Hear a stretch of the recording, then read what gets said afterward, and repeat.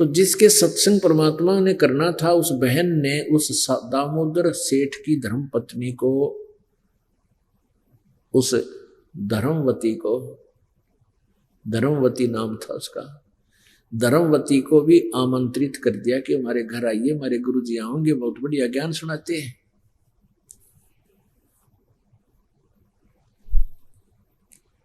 तो वो लड़की ने, वो बहन थी जो धर्मवती, दामोदर सेठ की पत्नी, वह सत्संग सुनने चली गई। और सत्संग सुनने चली गई तो वहां परमात्मा ने ज्ञान दिया। अपने आत्माओं, आपको उदाहरण दिया है कई बार कि एक घर में एक सदस्य नाम ले रहा है, दो ना ले रहे। एक घर में दो सदस्य नाम ले रहे हैं, तीन नहीं ले रहे। एक घर में तीन सदस्य नाम ले रखा, एक नहीं लेता इस दास से। तो ये कारण है कि वो परमात्मा ने उदाहरण दिया है कि जैसे एक कोयल होती है, कोयल, और कोयल अपने अलग से घोंसला बना के बच्चे पैदा नहीं करती, अंडे नहीं देती, क्योंकि ये काग नहीं छोड़ते, उसने खा जाते हैं, कौवे खा जाते हैं। तो वो क्या करती है कोयल, जब वो ये देखती है कि जिस किसी मादा कौवी ने समझ ले अंडे उत्पन्न कर रखे हों, और वह कहीं इधर उधर अपना पेट भरने के लिए जाती है, आहार करने के लिए, तो पीछे से उसके घोंसले में अंडे उत्पन्न कर देती है कोयल।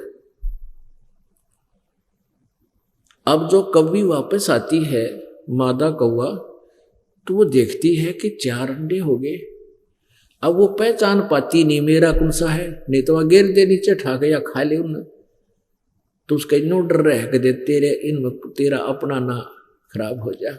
तो उन सब के सब को वो परिवर्ष कर देती है, सब के सब का वो उनको से देती है, बच्चे बना देती है। और बच्चे जब बन जाते हैं तो वह मादा कोयल जिसने अपने अंडे उस घोंसले में छोड़े हुए हैं, उसके पिछाड़ में ना आते कौन से तेरे हैं, एक सा रंग होता है। तो कुछ दिन के बाद वो बच्चे फिर उड़ने लग जाते हैं, ऐसे उड़ने लग जाते हैं। थोड़ी देर गए उड़ के, फिर वापस आ गए, फिर उड़ कर गए, फिर वापस आ गए। तो वह देखती रहती है कि अब ये पूरे परफेक्ट हो गए बच्चे चारों। तो वह फिर दूर बैठ के अपने बच्चों को कैसे लेती है अपने पास, कैसे बुलाती है, दूर बैठ के आवाज लगाती है कुहू कुहू की। जो कोयल वाले बच्चे होते हैं ना, वो ऐसे देखते हैं, क्योंकि उनका तो अटैक करती है वो वाणी आवाज, तो तुरंत उड़ के अपनी मां की आवाज की तरफ चल पड़ते हैं।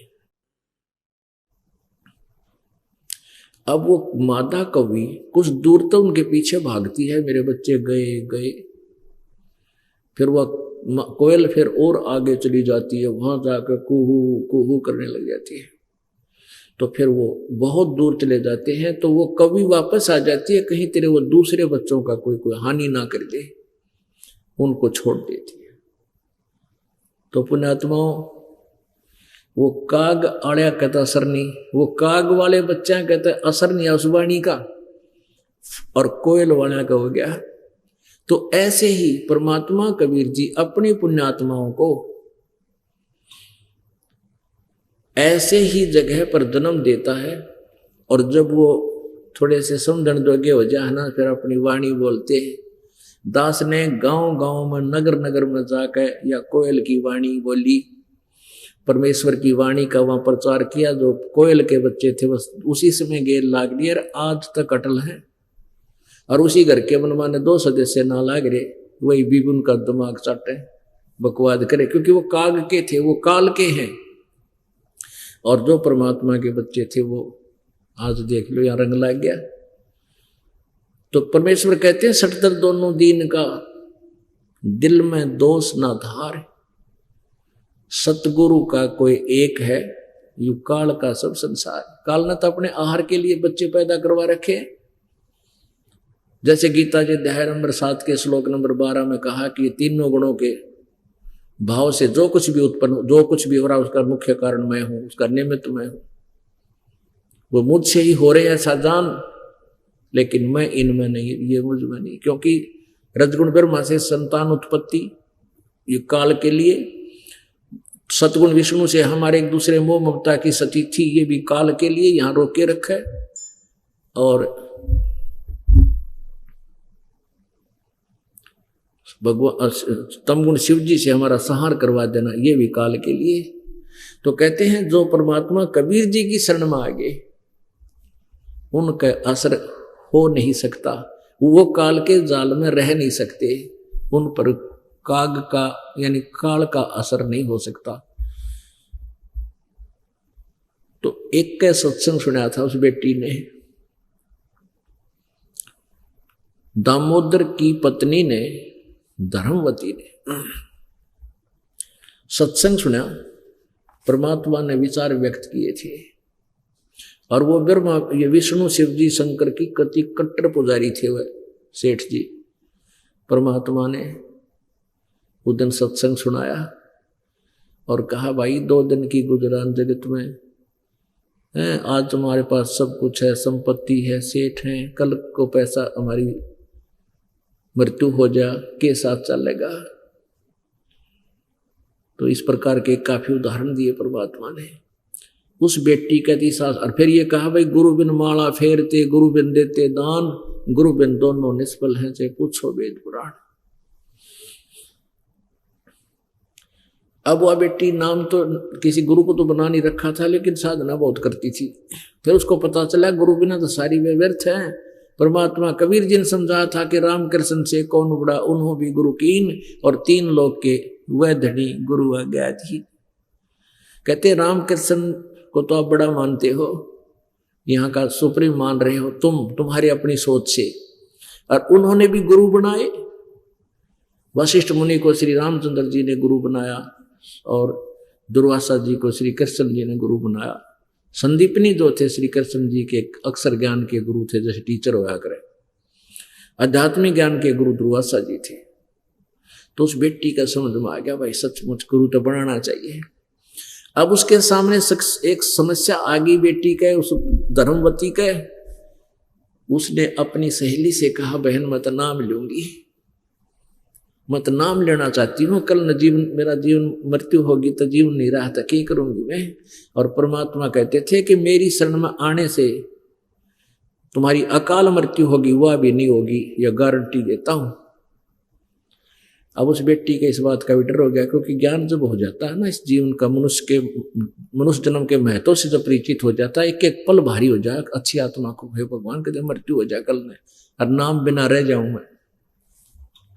उसने अपनी सहेली से जो उसके जिसके घर में सत्संग हो रहा था उससे कहा बहन मैं नाम लूंगी। वह बोली आजा गुरु जी के पास चल, नाम ले ले। मेरे सामने एक समस्या आ गई, क्या कि मैं कोई भी कार्य अपने पति से के पीछे से नहीं करती, उसकी आज्ञा के बिना मैं कोई कार्य नहीं करती। और मैं असमंजस में फंस गई बहन के नाम में लेना चाहूं, मेरी तो रात भी ना कटे, कल दिन भी पूरा ना हो मेरे पे। अब इसका समाधान कैसे हो। और पति की आज्ञा मैंने मिली नहीं, मैं नहीं चाहती कि कोई ऐसा समस्या आवे मेरे को।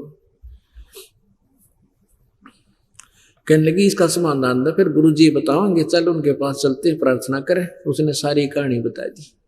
परमात्मा ने कहा बेटा ना तो तेरे पति के साथ तेरा जन्म होया और ना ही तेरे तू गेल मरेगी। अपने पति की प्रत्येक बात का तू पालन कर, लेकिन अपने जीवन के फैसले में, सौदे में किसी से सलाह लेने की जरूरत नहीं। अपने जो भक्तिहीन प्राणी थे, अपने जीवन की तू खुद जिम्मेवार है। और अपना नाम ले बेटा, कल किसने के मेरा कल मृत्यु होगी, तेरा पति कौन सा तेरा गेल मरेगा। तन्ने बोलिए भगवान नाम तो मैं लेऊंगी और यह इज्जत भी आप राखियो। रोज प्रार्थना करती मन मन में, है परमात्मा मेरे पति की बुद्धि बदलियो, कदे मेरे तो नाराज हो जाए।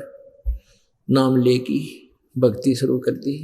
सेठ जी आगे अपने व्यापार पर से वापस। तो उसने और उस दिन भी सत्संग दे खेल मालिक का, उस दिन भी सत्संग मालिक नजर रखा। कहते सोशल चिदर मैं करूं अपने जन के काज। वहीं थोड़ी सी दूरी पर सत्संग था। उधर से सेठ जी आ गया। अब सेठ जी को खाना खिलाया, नुआया, स्नान के लिए पानी दिया, काफी समय लग गया।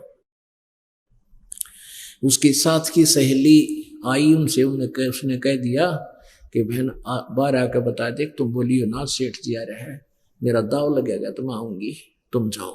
वो सारी निकाल दी।